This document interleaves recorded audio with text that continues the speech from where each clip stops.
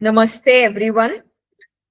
On behalf of Team NLD, I am pleased to welcome you to session number 4 of this 10-day online national IKS certificate course on the storytelling legacy of Bharat, understanding how stories shaped and sustained an ancient civilization.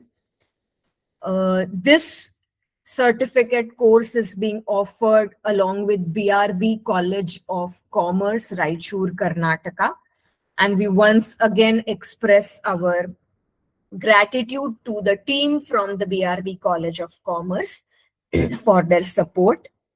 Or as we already know, and as was shared in the first session of this certificate course, this is NLD's 4th edition in the certificate courses in IKS series. Previous to this, we have successfully accomplished 3 IKS certificate course editions, and we hope to carry the series on for as long as we can and for as long as we receive enthusiastic support from all of you. We have had 3 sessions so far. The first session provided an overview to Bharatiya storytelling. In the second session, we explored the world of visuals and words. We undertook a journey from ancient to modern India with Zalem. And in yesterday's session, Dr. Pinku Jha focused on the storytelling aspects of the Mahabharata in terms of the narrative structure, the Smriti, Parampara, and the hermeneutic tradition. And he had also shared a Google form as a precursor to his session, and as an exercise for his next session, he has shared another task. So today we have Dr. Vikas Rajpopat with us. He is one of the co-coordinators of this course with me, and he is a key member at the NLD team. So it is my honor to welcome Dr. Vikas on his home platform, that is NLD. Namaste, Dr. Vikas. He's joining us from Chhattisgarh, and there is no electricity at his place, so he's trying his best to do this session in the current situation. Dr. Vikas, I'll introduce him briefly, but Dr. Vikas is somebody who comes from a threefold background, I would say, since I have known him very closely, worked with him, and I've also followed his academic work. He works in the domains of language, literature, media studies, and more specifically, cinema studies. And today he's going to talk about Indian cinema through the lens of the Nāṭyaśāstra, which in itself is extremely interesting, looking at the legacy of the Nāṭyaśāstra and its contribution to Indian communication and storytelling. Let me now quickly introduce Dr. Vikas to all of you. Dr. Vikas Rajpopat is an assistant professor in the Department of Journalism and Mass Communication at Guru Ghasidas Vishwavidyalaya, Bilaspur, which is a central university in Chhattisgarh. His previous academic stints have been at the Maharaja Sayajirao University of Baroda, Gujarat, and Saurashtra University, Rajkot. His research areas include film studies, Indian knowledge systems, media ethics, gender representation, and folk culture. And as I told you, he's working at the intersection of language, literature, media, cinema, with his academic training also in literature and his doctoral work in the domain of Indian English films.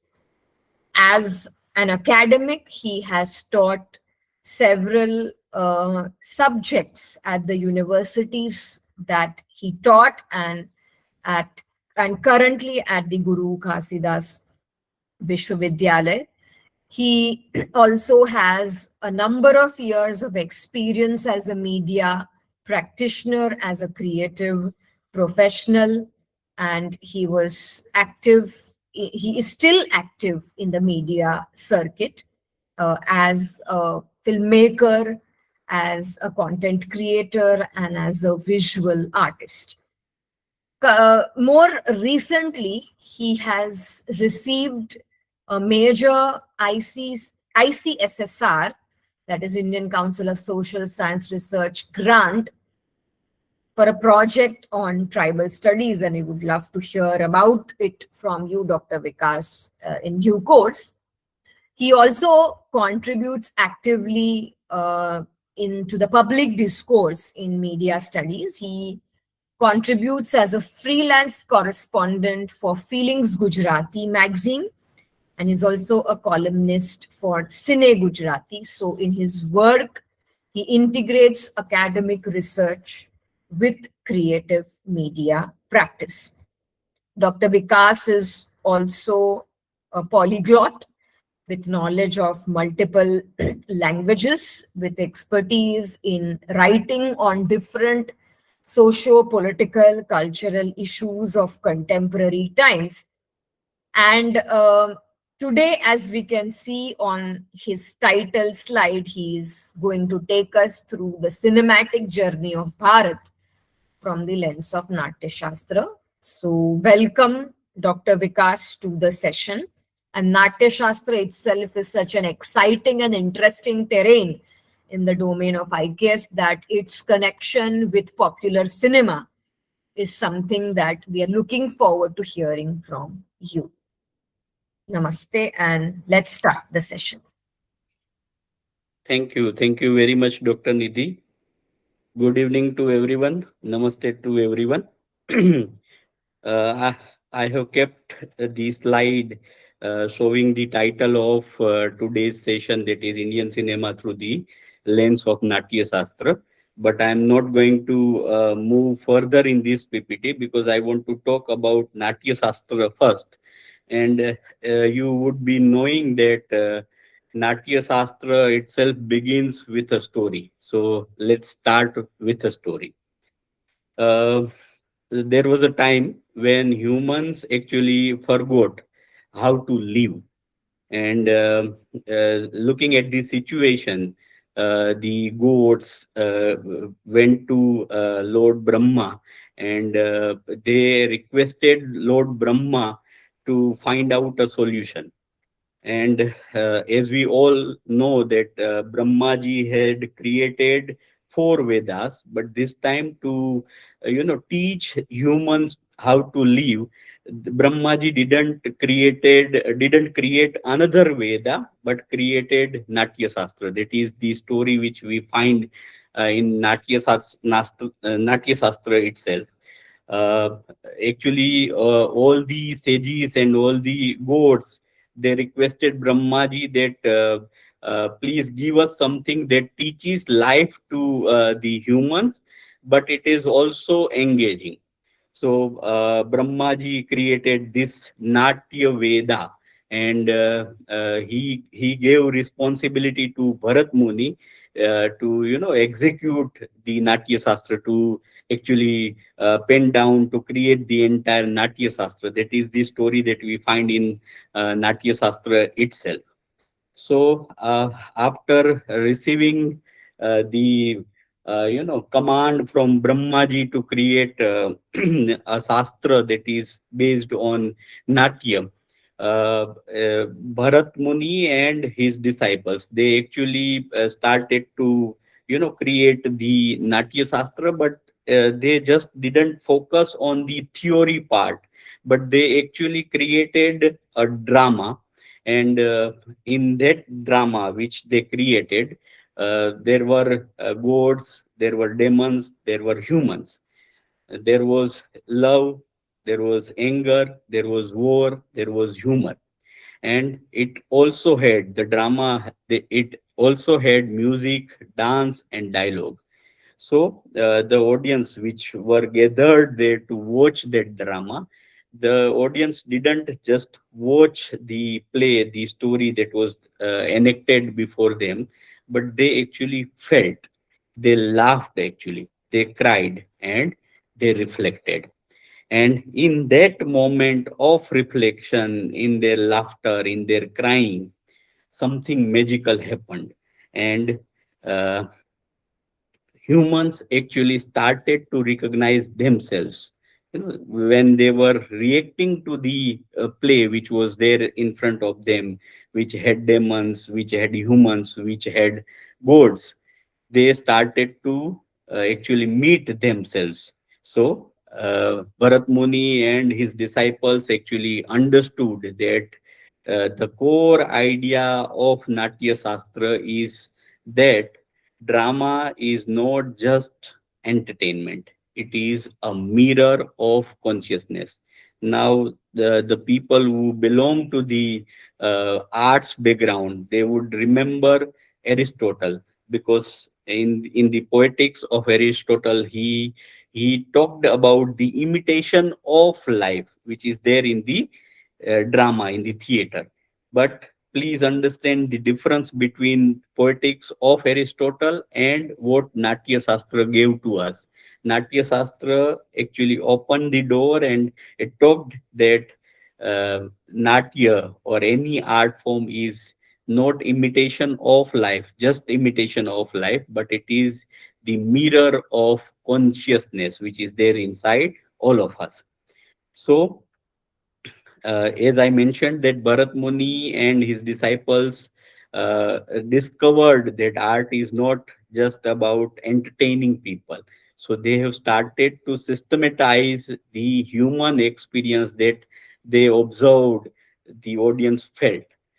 And they talked about in the Natya Shastra that entertainment is just a byproduct, but the real goal is something different. What is the real goal? There are three real goals actually of any drama, any art form. First real goal of art is inner transformation, and this is the beauty of Indian knowledge system. See, it starts from the external world, the outside, but it always connects to the inner transformation, inner journey, right? So the first goal that they have, understood is inner transformation. Second goal of theater, of the drama, is ethical reflection. And third important again role is the spiritual elevation. The person who watches a drama or any art form, he gets elevated, he or she gets elevated spiritually. And what is the element that makes them elevated? It is rasa or rasa. So Bharat Muni emphasized, or Bharat Muni, wrote that rasa is the heart of everything. Bharat Muni, in his initial phase only, asks us uh, an important question to us: why do we enjoy stories? And I also want to ask you all, why do we enjoy stories? Yes, good question. I think it's a very important question. Why do we enjoy stories? So let's have some quick responses Yeah. in the chat box. Is that okay, Dr. Vikas? Yes, the person can also unmute himself and share one or two reflections we can take, but quickly. Why do we Yes. enjoy stories? Can I say, sir? Please, I'm please, Vidya. Vijay. Yeah. Yeah, I would. It was very interesting to know about Natya Shastra, and thank you so much, sir. It was a wonderful beginning. And what I was thinking about story is all whatever we try to imagine and want to be, that we make it as a story. Our imagination or the focus that we want to go ahead and reach the goals that we set up for our heart, we focus it through stories, or we Okay. hear stories by thinking ourselves to be more heroism in it, feeling ourselves and reflecting ourselves to be more heroic in it. That's what I feel. Thank you so much Okay. for the opportunity. Thank you, ma'am. One more reflection. Why do we enjoy stories? Quickly, please. Yes. Anybody from the participants, please share, or if you don't want to unmute and share, you can also quickly type your response in the chat box. Anybody? Yes. Dr. Vanashri, Dolly ji, Arpit ji. I'm just calling out names that I see every day. Sumant ji, Shweta ji, please respond. We'll take one more response.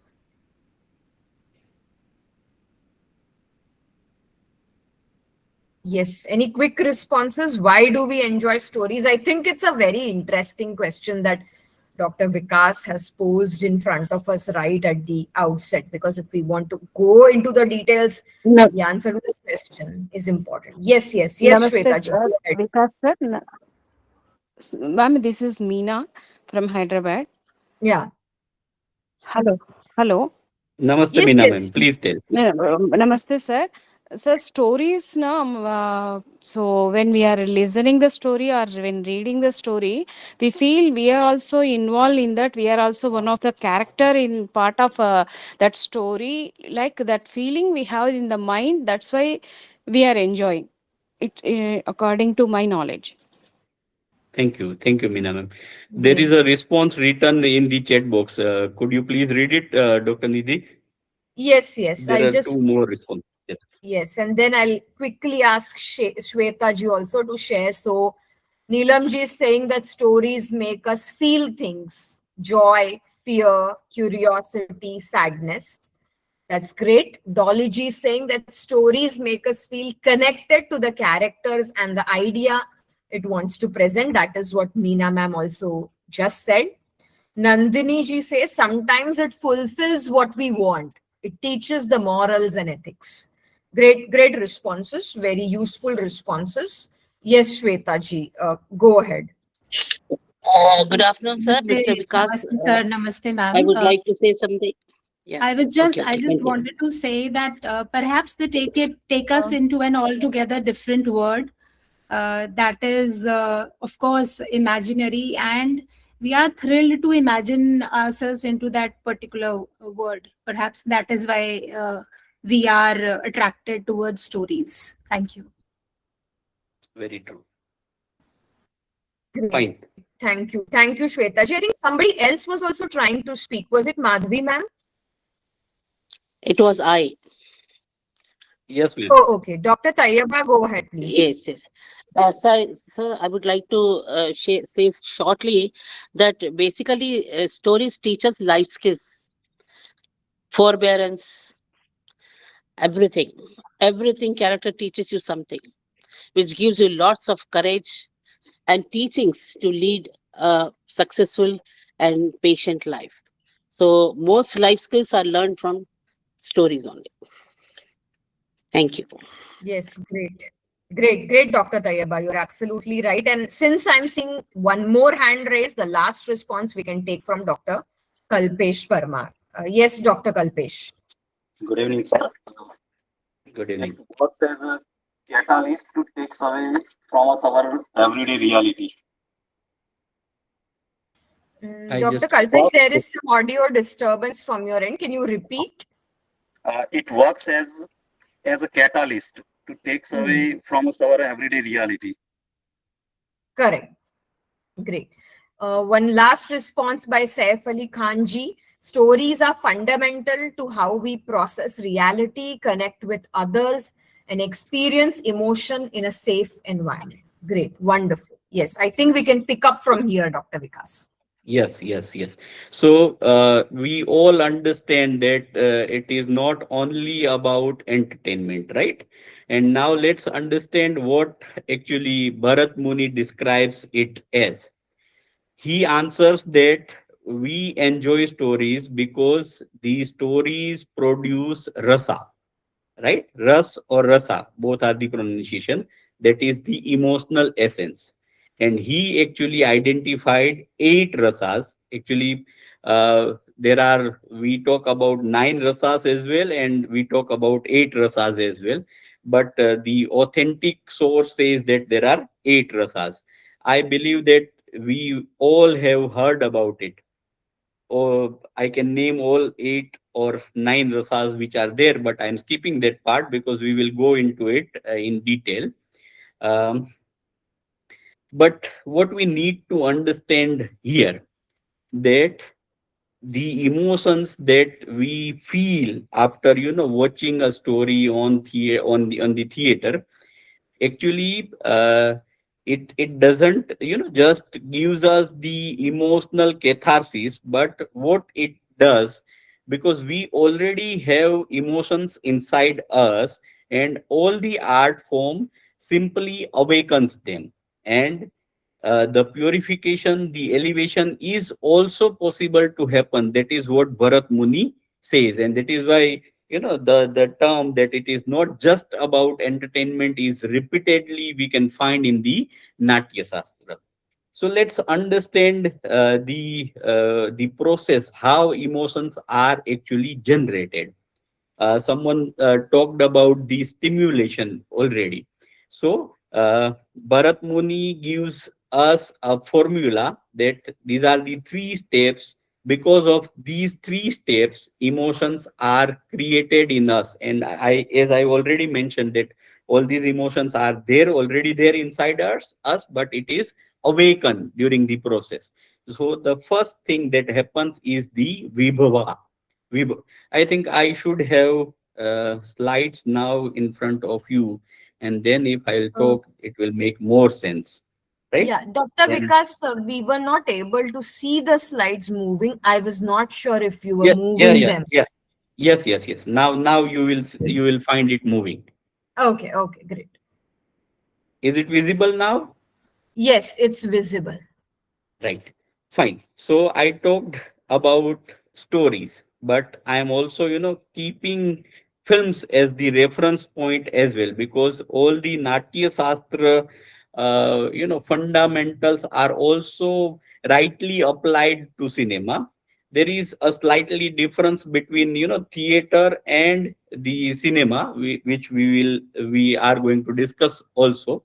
But again, the similar question, as I asked that why stories make us feel something, or why do we love stories, the same question is there, why do films move us? And the answer is similar to what we discussed about the stories. So I'm not staying there. Again, let's discuss a few very basic information about Natya Shastra. This is again something which we all must be knowing, that there are actually 6,000 poetic verses. Vidyaji, should I take your question now? It is about this slide, or Yes, we can yes. take. Yes, it Yes, is about it yes, was ma'am. about the earlier one that you were saying, sir. You were Yeah, telling yeah. about something that is called as the formula that creates the emotions, but you never said that. What was that? Yes, Vibhava. yes. Yeah. Yes, yes. I'll come to that. Vibhava and 3 steps. I'll come to there. Okay. Okay. I want to keep the slide in front of you. That is why I changed Okay. my course of Okay. sharing. Sorry. But Sorry. yeah, Sorry yeah, for yeah. that. I'll come to that. I'll come to that. So this is the basic information slide in front of you, that there are 6,000 poetic verses which are there in the Natya Shastra, and there are 36 chapters in Natya Shastra. And the time period which is, we believe that this is the time frame when Natya Shastra was created, it is there. And it just doesn't talk about only theater or drama, but it also talks about dance, music, acting, and all the stage craft which is there in the drama. And most importantly, it also talks about the audience psychology. This is very important.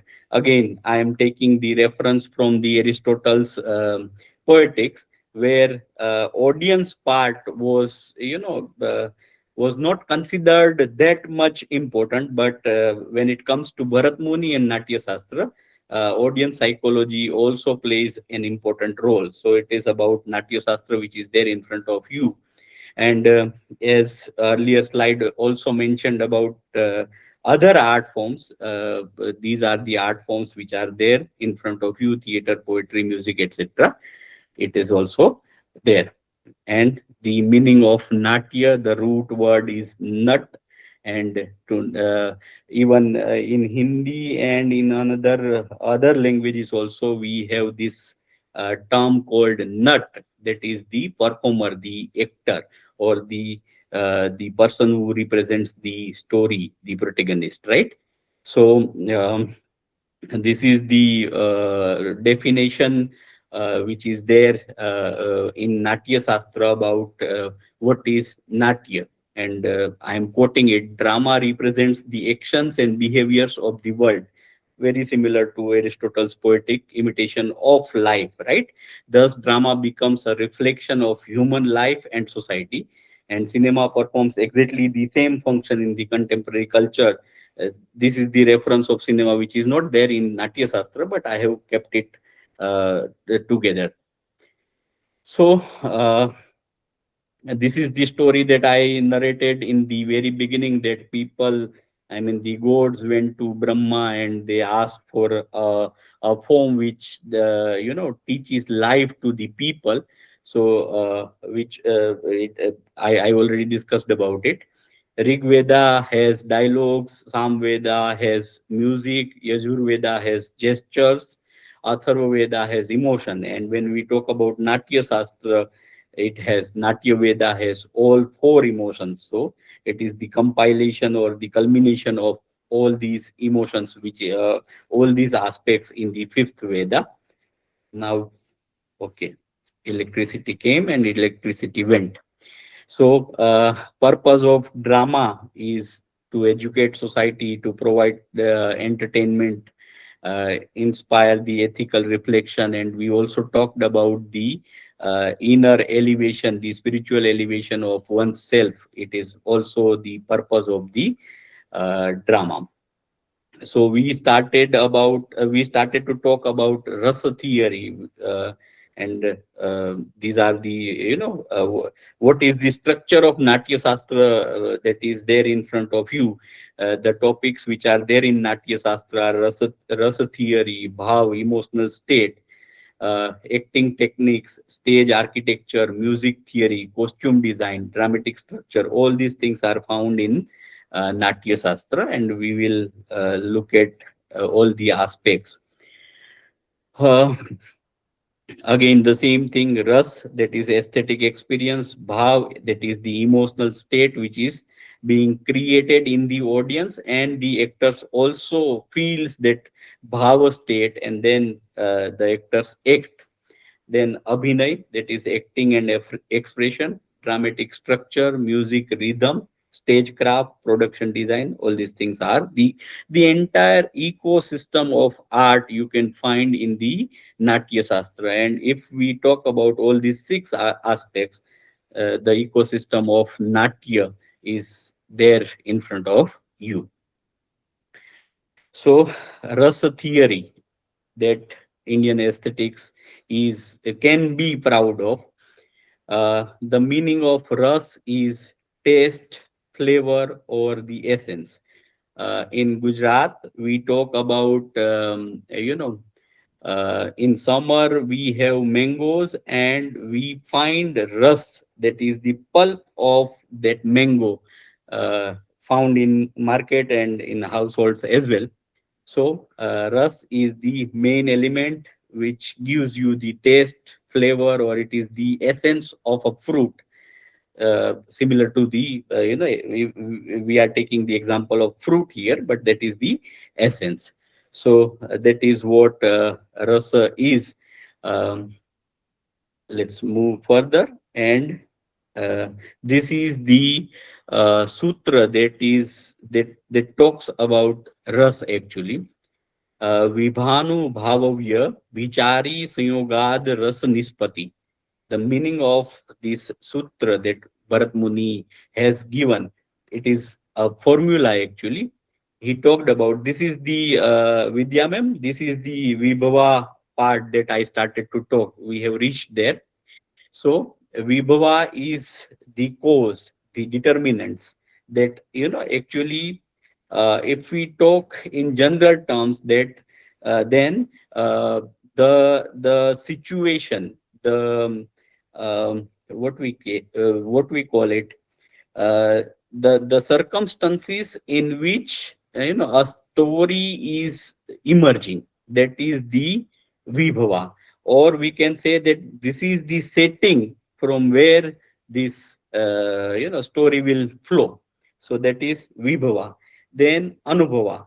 Anubhav is, this term is also again very very understandable, because we also use anubhav, this word, that is experience, or here it is physical expression. And when we talk about anubhav, please understand this vibhava, this anubhava, and even the vyabhichari bhava. All these three steps are for the actors who are actually representing the story.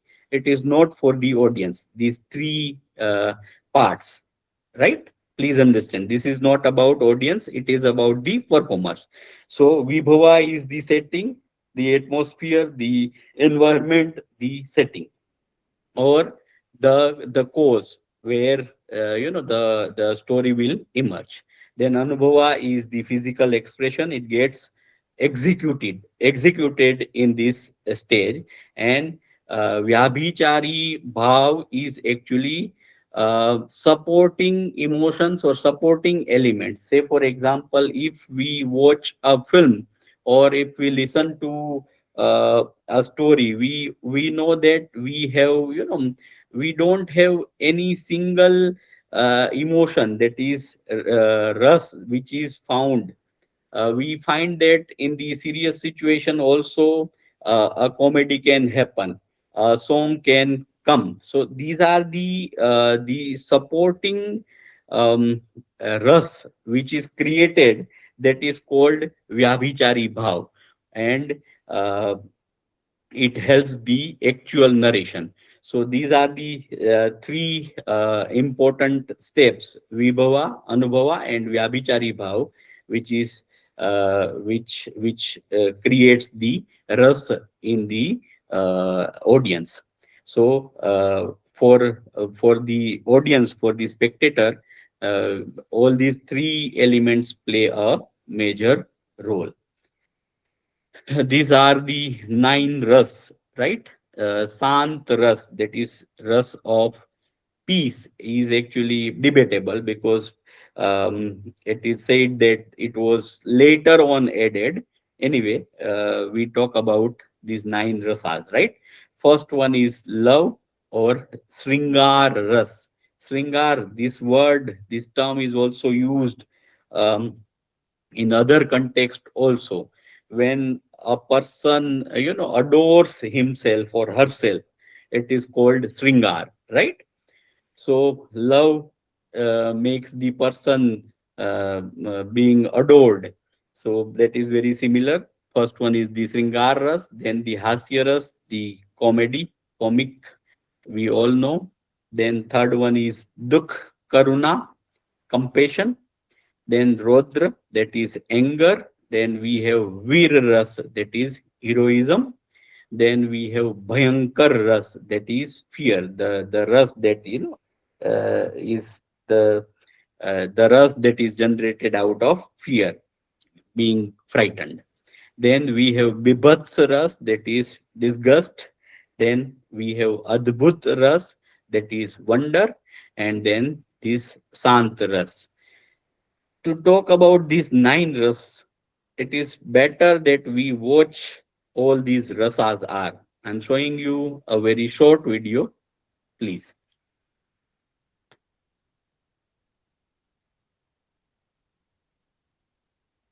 Dr. Nidhi, the new tab is visible, YouTube? Yes, Dr. Vikas. We can see the Navrasa tab on YouTube.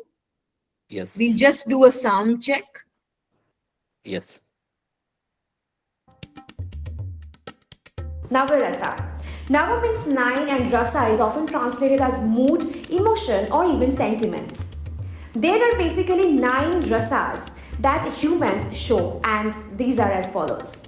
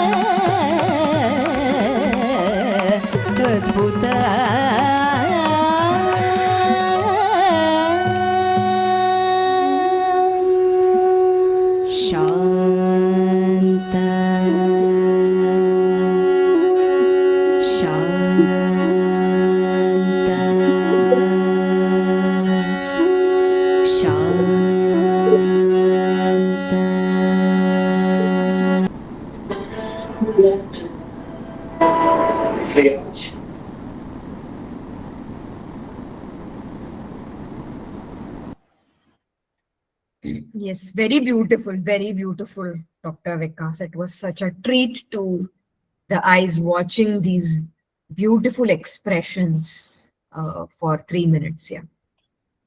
And I do realize that when we just speak of anger, disgust, wonder, it doesn't make that impact. But when we watch it for ourselves, the impact is at a different level.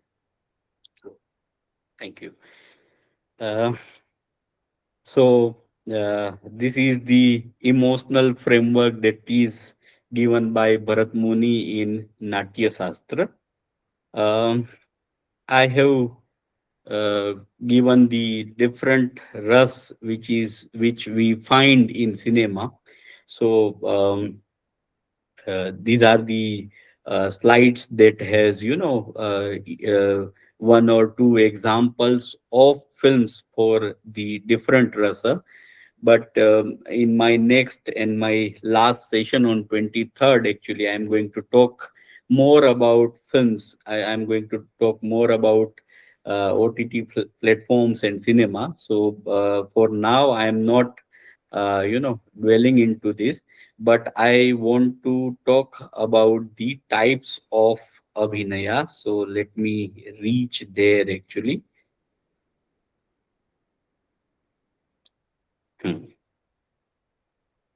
So this is the theory of acting actually, and there are four modes of expression which is given there in the Nāṭyaśāstra.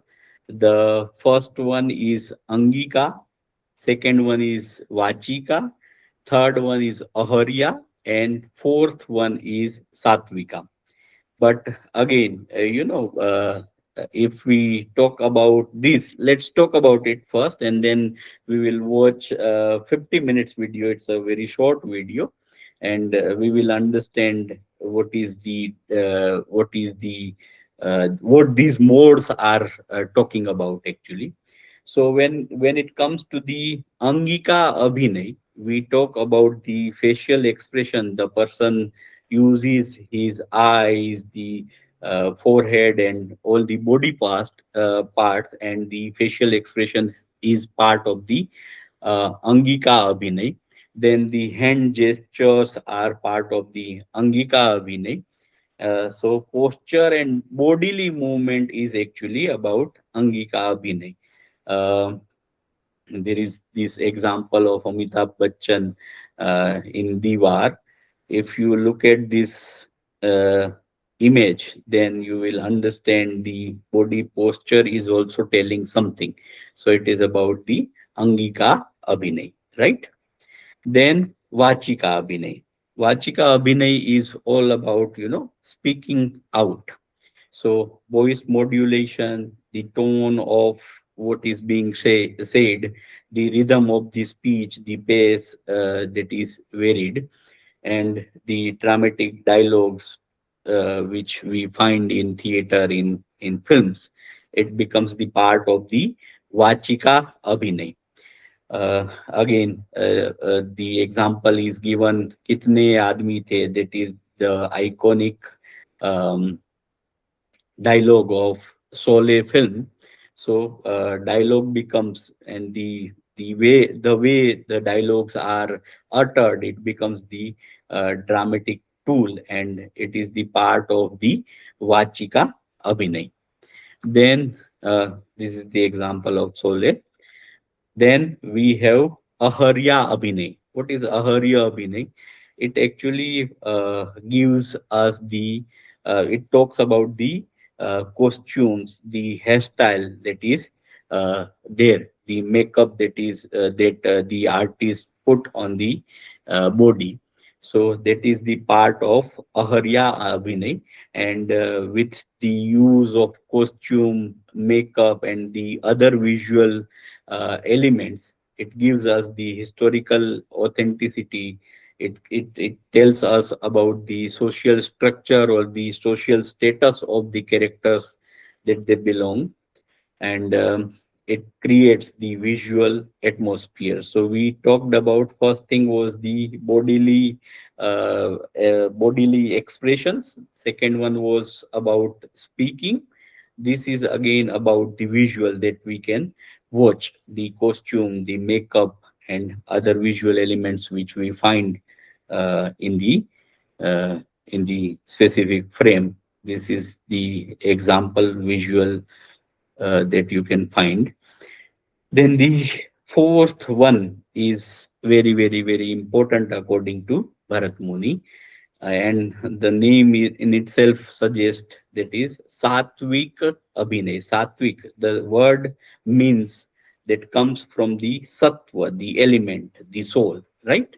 So when a person who is acting, then that person must internalize things. He or she should feel that emotion very uh, in- intensely from inside, and then the expression should happen. So after the three external elements, this one fourth one is uh, more internal than the external. That is what Bharat Muni says in Nāṭyaśāstra.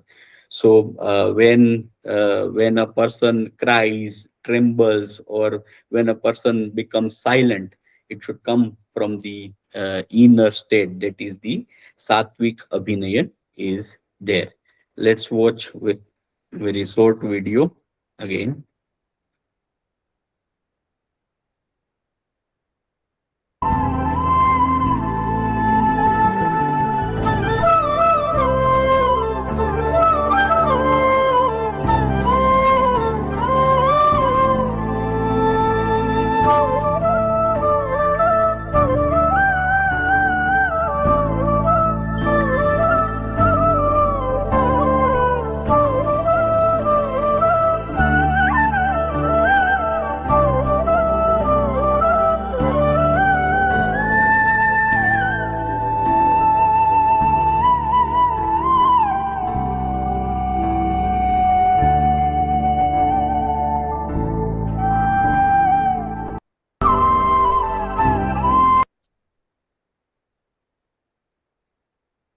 there was there was less visuals, but I want to share with you all a video link. It is a long video actually explaining about the ras and these abhinay types, but I request you all to watch it, and I am pasting the link in the chat box. uh, I'll post it in the WhatsApp group. I'm not easily finding it. Fine. So let's move further. Just a moment.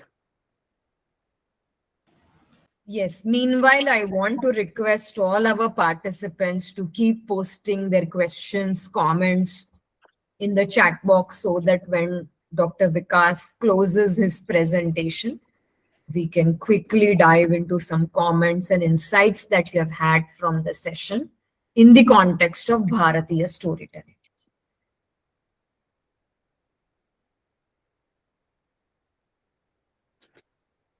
Uh, then let's talk about. I should carry on, right, Dr. Nidhi? Yes, Dr. Vikas, please carry on. We'll be taking questions at the end. Sure. I think I have 15 or 20 minutes more, uh, because the battery is draining, but I think 20 minutes will it will be running. So let's talk about the dramatic structure. And before we understand the dramatic structure of Bharat Muni, which is there in Nāṭyaśāstra, you must be knowing about the dramatic structure that was given by Aristotle. What was that? Have you heard about it? The dramatic structure which was given by Aristotle. Is there anyone? Yes, anyone who has heard about the dramatic structure shared by Aristotle and wants to quickly respond? I've heard about Aristotle's contribution to the principle of rhetoric, which I think broadly and largely informs the models of communication in the Western domain, in Western philosophy. Yeah. It talked about, let's not wait for the reply. It talks about only three things. That is proper beginning, I mean only beginning, middle, and end. And let's put adjective proper. So there has to be proper beginning, proper middle, and proper end. That is what Aristotle talked about, the structure of drama, poetry, right? But when it comes to Bharat Muni's Nāṭyaśāstra, he talked about five important elements. And the people who belong to the, again, art, then they would be knowing about the story structure. I'll take you there as well. So Bharat Muni talked about beginning, which is very similar to Aristotle's beginning. Then Bharat Muni talks about the second phase, that is the development, right? Then the conflict part is there, climax is there, and the resolution is there. So we can say that what Aristotle talked about end is resolution here, and in the middle part there are three more elements which are there in the framework given by Bharat Muni in Nāṭyaśāstra. Now let me show the story structure that we understand today. Whether it is a film story or whether it is a story. Now understand this. First one is setup, and now also remember the beginning that was there in Bharat Muni's Nāṭyaśāstra. So setup and beginning is very similar that you can find. Then after the setup, the plane of the story, takes off, and the action starts to rise. That is the ascending action that is there, and plot point one comes there. This is the structure I hope you all would be knowing about. Then the middle part, we find that the two energies, two good and bad, or whatever verses to each other, the confrontation happens there after the setup. So confrontation is the middle part, and here the drama starts getting intensified because the confrontation has started to happen. And after the confrontation began, the plot point 2 arises, and at the end, when the resolution is about to come, we find that the plane starts, coming down to the earth, and the cascading action is there. So this is the story structure. And now again, look at the story structure that was given by Bharat Muni. It talked about beginning, development, conflict, climax, and then the resolution. This is very much same. And when it comes to the film schools, the structure that I showed you in the image, it is very much followed in the all the books of screenplay writing. You can find that cascading action, cascading, and resolution story structure that I showed you. So that was already given by this dramatic structure was given by Bharat Muni, and that is again at least before 2000 years, right? I am not going to dwell into the examples of films for today. Uh, Now let's talk about the spectator, the audience, and the psychological aspects which were explained by Bharat Muni. Uh, Bharat Muni, very importantly, kept the audience in mind while creating the entire treatise of Nāṭyaśāstra. Because if we understand it in the modern context, modern perspective, we always talk about audience first, right? Who is the audience? Then we decide the structure, the way of our expression, right? If I am talking with the students of fifth standard, then my way of we have electricity, then my way of expressing would be different. So we always, in the modern context, we always talk about the audience, right? So Bharat Muni also kept audience, the spectator, in the mind. And actually, Bharat Muni explained that art becomes complete when the audience experiences the rus, and then the entire process is complete. Until and unless the audience, the spectator part, is not there, then there is, it is incomplete. So uh, Bharat Muni explained the spectator, the audience, as rasik, right? The person who experiences the ras, who enjoys what is being shown to him or her. So that person is called rasik. Or in modern context, we can say the parallel word that we can find is aesthete. So that is the rasik. We can talk about this cinema part on the next class. But I want to also in 10 minutes, I also want to talk about the relevance of Nāṭyaśāstra in today's context. Let's keep this conclusion part here in front of you, and then let me just talk about the context, why we should talk about Nāṭyaśāstra, why we should learn about Nāṭyaśāstra in today's context.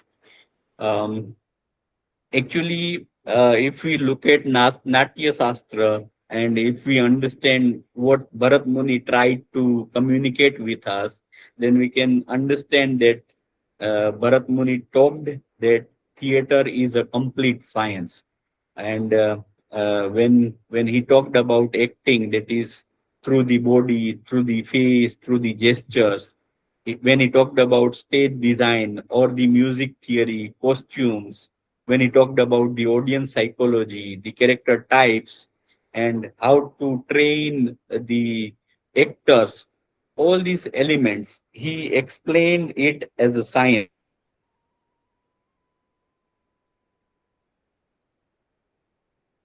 But it is the actually production manual that he has given in the Nāṭyaśāstra. And uh, so the Nāṭyaśāstra becomes the combination of Indian aesthetics. It also gives us Indian philosophy, some part of Indian philosophy. It also gives us the rituals very specific to the performance only, and the importance of practice. And again, if we bring Aristotle's reference, his poetics reference, then we can say that Aristotle in his poetics talked about the structure, he talked about plot, and he talked about logic, which was good. But when it comes to when it comes to Bharat Muni or the Nāṭyaśāstra, he talked about emotion, he talked about experience, and he talked about the rush that we understood. So Aristotle's structure is more external structure, and Bharat Muni's structure is more like internal experience, right? So rasa theory, which was given by Bharat Muni, is actually considered as the foundation of Indian aesthetics. When we start talking about Indian aesthetics, Bharat Muni's rasa theory is always found there. We all are teachers, and what is the use of Nāṭyaśāstra for us as a teacher? So if we start, uh, Dr. Kalpesh Parmar is writing something, we'll go there. If a teacher starts using this rasa theory, when a teacher starts using stories, when he starts using, changing the tone, and when he starts showing the emotion, then the students will feel engaged. That is what the context. If we understand Nāṭyaśāstra, then we can understand that these are the elements that we can use in our classroom. So let's draw a parallel. We talked about Vibhava, and let's compare it to the classroom. Then Vibhava becomes our topic. Anubhava is teacher's expression. And what will be the result? The result will be better learning of the students. And uh, Vibhava is situation, Anubhava is acting, and supporting elements is the say for example, background music is the supporting bhava, right? Um, we know that in our daily communication, we keep asking to each other, "Are you okay?" But if we mechanically ask someone, "Are you okay?" then there will be no effect. But if we say with real concern, with that bhava, then the other person whom we asked, "Are you okay?" the emotional impact will be felt by the person who is there in front of us. So same words, but when we use it with the different abhinay, different expression style, then Natya Shastra becomes helpful to us in our real life as well. Uh, do you know why do reels go viral today? This is the world when the young generation especially is busy with reels in the Instagram. Somewhere I feel personally that they are also using some sort of Nāṭyaśāstra elements in the reels. What they do, they want to trigger emotion quickly.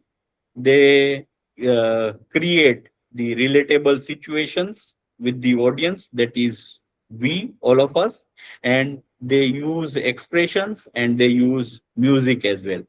All these things are very much there in Nāṭyaśāstra. So all these reels which are going viral, they are actually nothing but the mini Nāṭyaśāstra performances.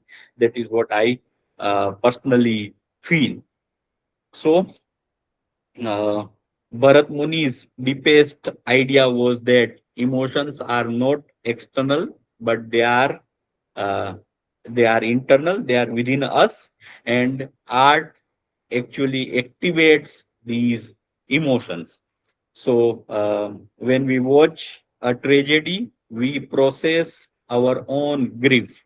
When we watch heroism, we feel ourselves encouraged. And when I asked that why do we love stories, someone has also answered that it gives us the mileage, it gives us the motivation to go ahead. So art also helps us to discover our own self, right?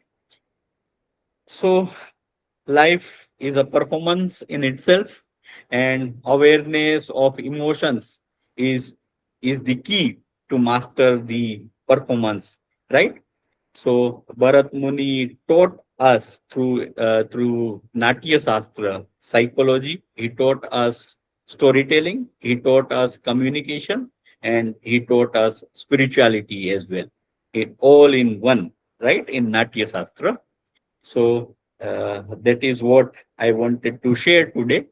I have another session that is on 23rd, right, Dr. Nidhi? So we will Yes, talk about films. yes. We will talk about OTT platforms more on that day. But for Hmm. today, this is what I wanted to share. Now we can all, Dr. Nidhi can share her thoughts on Natya Shastra as well, and then we can have a little conversation, question answers if there are any. Great.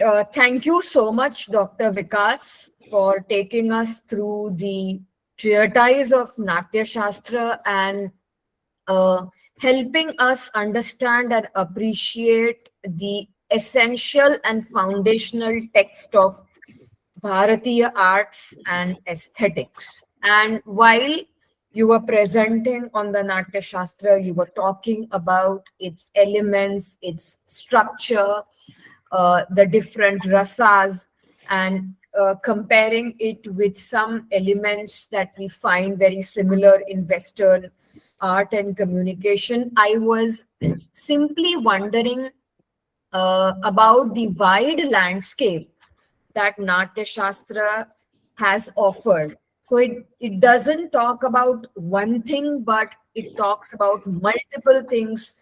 Okay, now there's no electricity at my place, but it's okay. I'll still continue the way I am. It's raining here in Gujarat as well. So the moment electricity came in Chhattisgarh, it went away in Gujarat.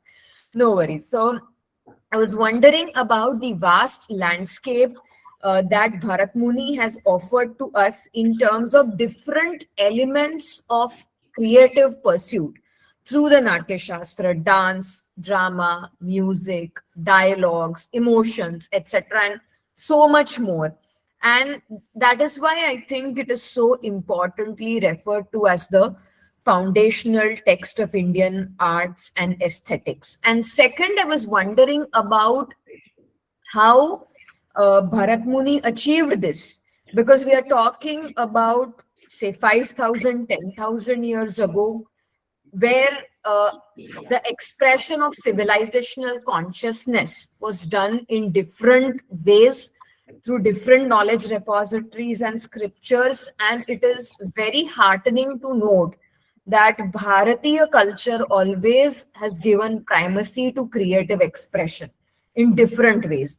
And I think the Nāṭyaśāstra embodies it beautifully. And I sincerely and truly wish that our own creators today appreciate knowledge and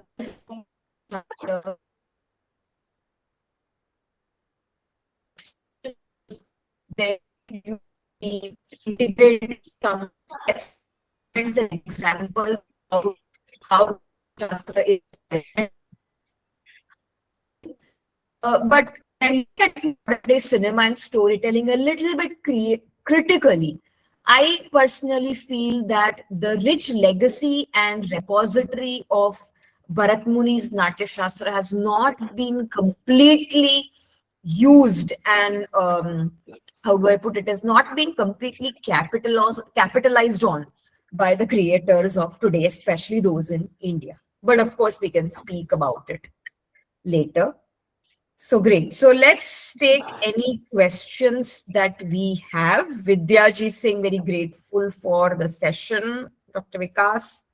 Rupashri is also saying the same thing. I think, Dr. Vikas, you may want to reflect on Dr. Kalpesh Parmar's long response on Aristotle's dramatic structure concepts in Aristotelian drama.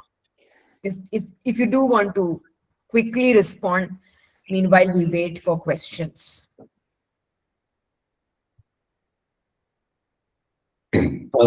Aristotle's dramatic structure is about a clear beginning, middle, end, a strong pause, and if a flawed hero whose journey creates emotional impact. The six elements of tragedy, yes. In concepts in Aristotelian drama, Marcia, that is prepare, catharsis, yes. So he actually elaborated more on the Aristotle's poetics elements from there. I don't think there is a question in it. Later critics expanded this into unity of time and place. Yes. Yes, I Sir, think so. my question is, Yeah, Yes, go yes. ahead, Dr. Kalpesh, sir. Please. sir, my question is that Bharata's Nāṭyaśāstra is altogether applied to performing art. Rather, it is Aristotle's concept of poetics focuses on particular one drama, that is tragedy, and largely second, that is on epic. So majorly he has discussed only two different literary forms rather than all the performing art, whereas Bharat Muni has focused on all the performing arts. So this comparison is a little bit, I think, not okay as far as I think. I didn't try to compare both. I just kept, taking the context that in the Western framework, this is there. I didn't try to compare both, but if you found that I compared, then it was not meant actually. And then I also would like to tell that though he talked about tragedy and epic, we try, especially the people from the art background, we try to understand his poetics in the context of other art and literary forms as well. So similarly, there is a research paper that I have read about, films. I mean, how Nāṭyaśāstra can be studied in Indian films. I don't remember exactly the title. So when Nāṭyaśāstra was created, cinema was not there. But we also use, even my title, my session's title was the same, that we want to understand Indian cinema through the lens of Nāṭyaśāstra. So when there is, a way of understanding or looking at the art, whether the art form was there at that time or not, but we try to use the same doctrine in the other art forms as well. Sir, one more thing. Bhasha has uh, uh, the dramatist Bhasha has written one particular drama that is known as Urubangam. If you have known anything about that, it is the only tragedy we have in Sanskrit, and rest of the Sanskrit drama ends with a happy ending, just as the following the ideas of Bharat Muni. But only the Urubangam is not following that particular structure. So if you can share anything about that. Uh, yes, that was not followed in that. That play which has said end. I haven't read the play, but I have heard about it. So it doesn't fall in that category.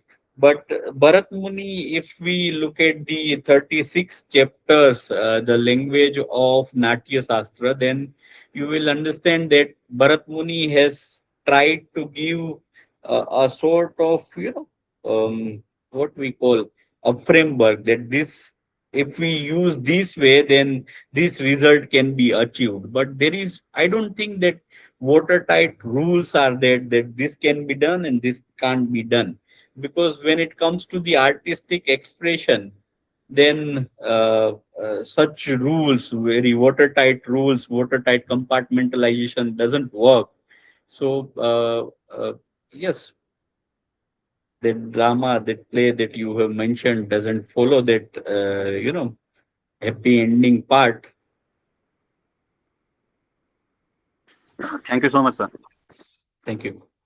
Thank you, Dr. Same thing I Kalpesh. feel. So Yeah, go ahead. I'll just complete in one moment, Shweta ji. So thank you, Dr. Kalpesh, for your insights. And I do endorse what Dr. Vikas said in his observation about that one particular drama that ends in a tragedy. I think that also tells us a lot about the creative experimentation that probably ancient literature forayed into, in terms of stretching their imagination to different kinds of endings, happy and sad. Probably it did try to follow some structure with respect to the times that this was written in, but I'm sure with this kind of dramas that you mentioned, that one drama, there was scope for some kind of artistic creativity and going off the beaten track. So that's just my quick take. Yes, Shweta ji, please go ahead. yes, sir. I think so. Many of the dramas they follow the Freytag's pyramid structure, like the exposition, the rising action, the climax, the falling action, and all those. Like the Aristotle one, same thing. So maybe art students are different. That is why. So maybe even this drama, I think so. So which sir mentioned, the Sanskrit one. Maybe they don't follow this. Maybe we can look it into this perspective of using this Aristotle one. Maybe we can see it like that. Only tragedy, the comedy, and all. Sweta ma'am, Aristotle gave just, three elements. He talked about three things only: proper beginning, proper middle, and proper end. That's it. Yes. The modern structure that I have, shown in the image is very similar to what Bharat Muni already talked about. The modern Yes. structure is not on the line of what Aristotle said, but more on the line of Bharat Muni. Okay. Yes. Do you want to add something to Dr. Vikas's response, Shweta ji? No, ma'am. Mine Okay. just a viewpoint, not as a question. Okay. Yes. It Yeah, was nice great. listening Thank to you. you, sir. Thank you, And ma'am. like one thing, I think the Bajirao Mastani and all these movies talk about the aharya, that what do I say, the dressing style and all those. Sir. It was wonderful to listen to you. Thank you. Thank you, Shweta ji. So while we are waiting for a few more questions, I would like to recommend a book which is titled Nāṭyaśāstra, a study on continuity and progress of Indian communication, theorizing and praxis. So this is a book that has been written from the Bharatiya perspective, a study on Indian communication from the lens of the Nāṭyaśāstra. It's been written by by Dr. Kapil Kumar Bhattacharya, Dr. Professor Biplab Loha Chaudhary, and Professor Ramesh Rao. I would highly encourage all the participants to check out this book and also check out a YouTube lecture that we did. Dr. Vikas would clearly remember a lecture on Bharatiya research methodology by Dr. Kapil Kumar Bhattacharya from Kolkata.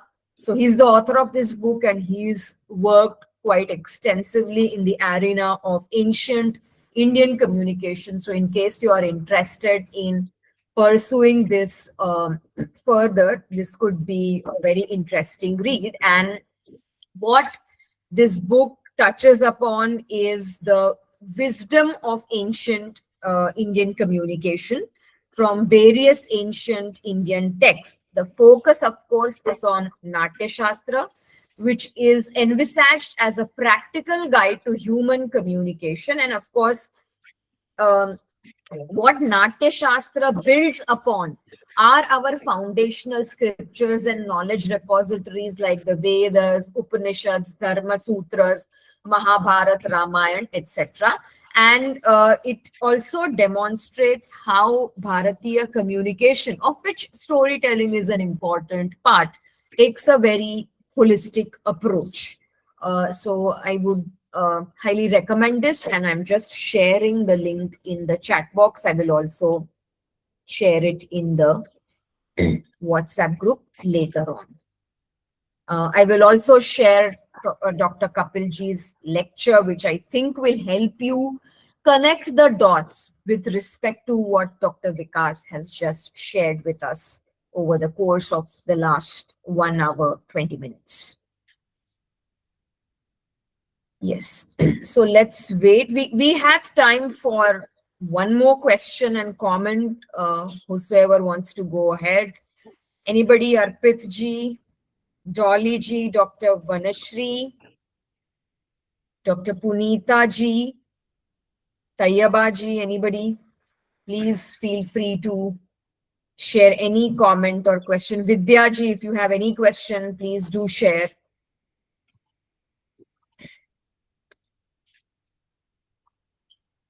Yes, so I do hope sincerely, Dr. Vikas, that as Bharatiya scholars, we take serious interest in the Nāṭyaśāstra.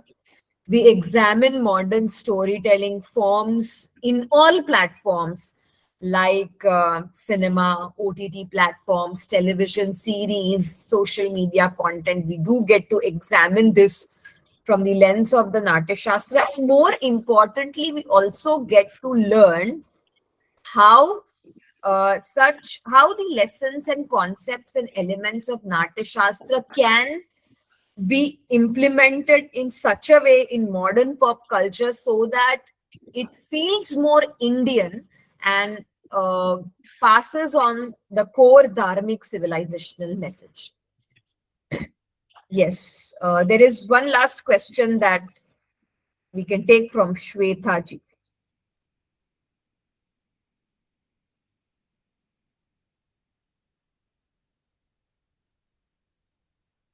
Should I read it out for you, Dr. Vikas? Yes, please. Yes, she's asking, could you clarify, please, clarify more on Natya Dharmi? She was just Googling the Nāṭyaśāstra and came across this term. Fine.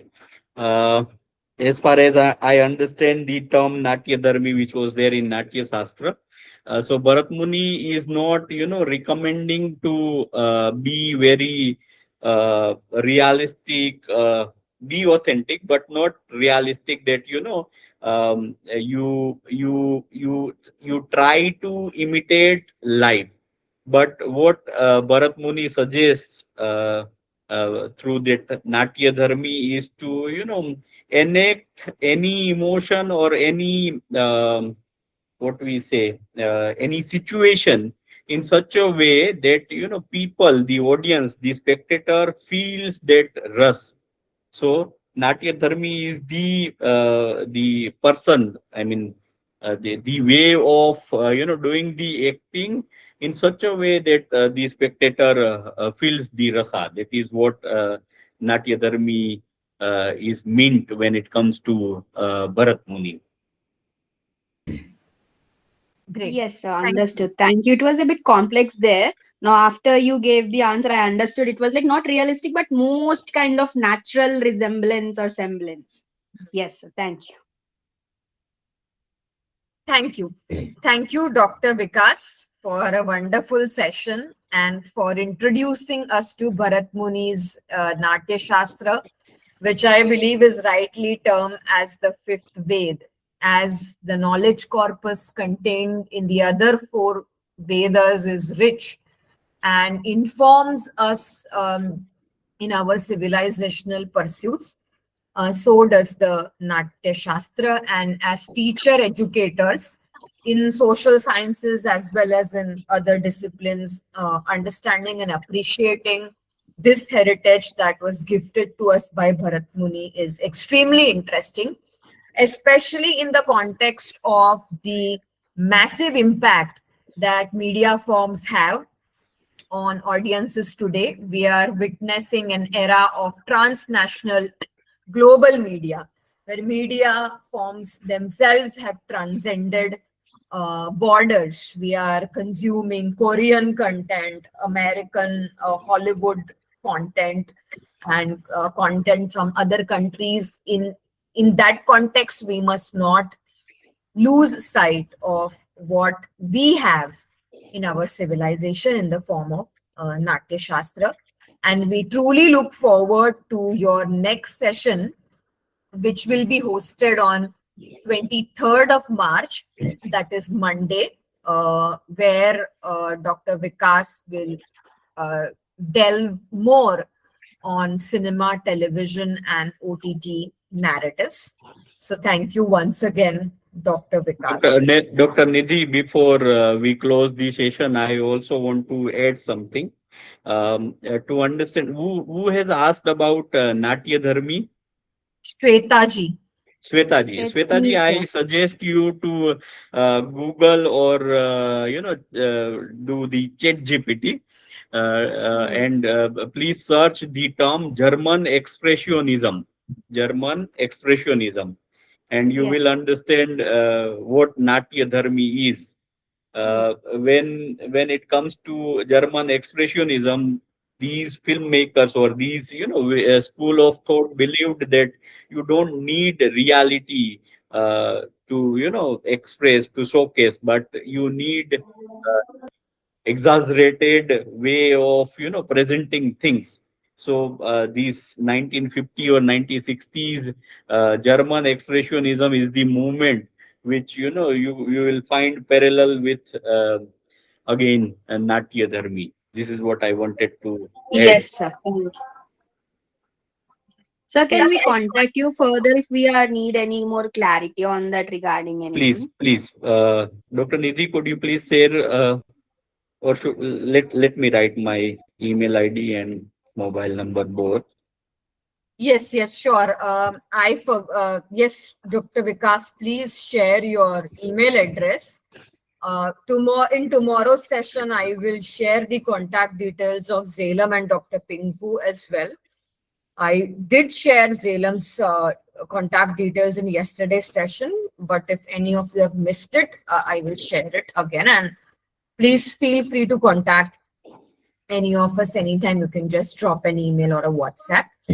And when Dr. Vikas was speaking of German expressionism, I was thinking, is that how Bharat Muni's Nāṭyaśāstra traveled beyond India to other parts of the country, to the other corner of the globe? Because we are well aware of how Indian knowledge systems have not remained confined to only the boundaries of Bharat and Greater Bharat, but they have our knowledge repositories have also traveled across the world, by our own sages, scholars and Rishi Munis, as well as foreign scholars visiting our ancient educational institutions like Nalanda, Takshashila, Vikramshila, etc. So it got me thinking on this aspect. And yes, Dr. Kalpesh is requesting you to share the time period of the Nāṭyaśāstra. This is what believed. Okay, great. So thank you, participants. Thank you so much. I want to quickly remind you that tomorrow will be the last session of week 1 of this course. We will be closing week 1 tomorrow.